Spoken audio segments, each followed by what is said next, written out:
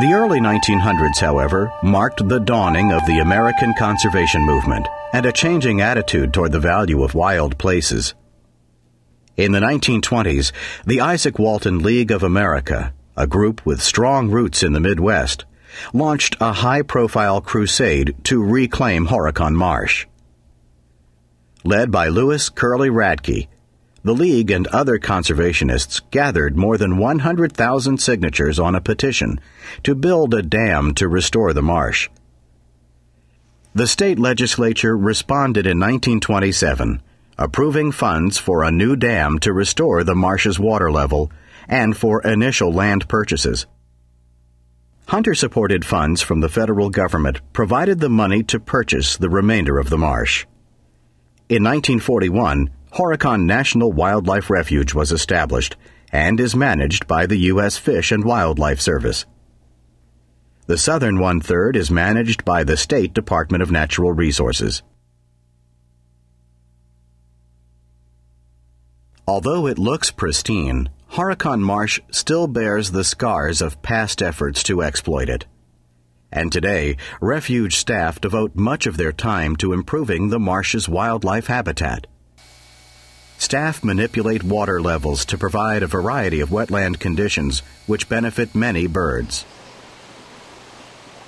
One big threat to wetland health is posed by purple loosestrife. European settlers brought this plant to the U.S. in the 1800s. This fast-growing plant chokes out native plants that wildlife rely on for food and shelter. To keep loosestrife in check, Refuge staff have released populations of one of the plant's natural enemies, a European leaf-eating beetle. The beetles feed exclusively on loosestrife and keep it in check.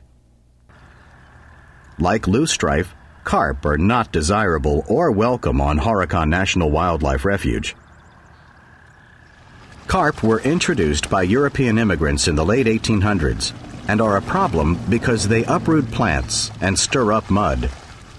The muddy waters create a poor environment for game fish and reduce the growth of the underwater plants that fuel the marsh food chain. Refuge staff work to reduce carp populations in many ways. Staff also conduct prescribed burns to improve wildlife habitat. The prairie grasses provide food and cover to many wildlife species. All of these management activities help make the refuge a better place for wildlife and people. Horicon National Wildlife Refuge is part of the National Wildlife Refuge System managed by the U.S. Fish and Wildlife Service. This system includes more than 535 national wildlife refuges across the country and spans over 94 million acres of land. The system was established in 1903 to provide a haven for America's wildlife. America's refuge system is the only network of federal lands specifically dedicated to wildlife and habitat conservation. While refuges are for wildlife first, there are many opportunities for people to enjoy the area's sights and sounds.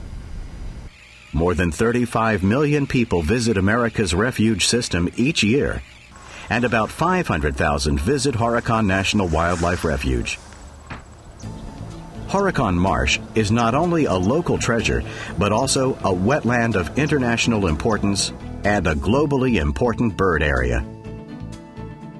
Horicon National Wildlife Refuge is ready and waiting to welcome you. While at the Visitor Center, see the exhibits or participate in activities at the Environmental Education Barn. Take a drive on 7 miles of peaceful interior roads, including a 3-mile auto tour route. Watch wildlife from many viewing areas, including a floating boardwalk. You can enjoy several hiking trails or go bicycling, fishing, snowshoeing, cross-country skiing, or wildlife tracking. You should be aware that some areas are open seasonally for the protection of wildlife.